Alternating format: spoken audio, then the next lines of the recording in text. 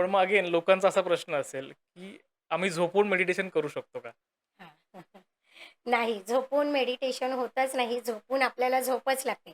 हां, एक आहे, की झोपून आपण मेडिटेशनचा एक वेगळा प्रकार आहे, जो योग निद्रा म्हणतो, ते हां. आपण करू शकतो. विपश्यना मेडिटेशन आहे, ते आपण झोपून करू शकतो. ओके. जेणेकरून आता हा मेडिटेशनचा थोडासा पुढचा प्रकार आहे ओके. विपश्यना, की झोपल्यानंतर कधी-कधी असं होतं ना, की आपल्याला झोप येत नाही, हं. विचार येत राहतात. हो.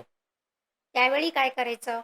योग निद्रा, हात सरळ, पाय सरळ, शांत फक्त पडायचं आणि आपल्या शरीरामध्ये ज्या संवेदना सुरू आहेत, हां. ज्या हालचाली सुरू आहेत, कुठे पेन होतंय, कुठे काही ओके. खजवल्यासारखं वाटतंय, हां. कुठे काहीतरी जाणवतंय, त्याच्याकडे लक्ष केंद्रित करणं म्हणजेच विपश्यना मेडिटेशन. ओके. हे तुम्ही झोपून करू शकता.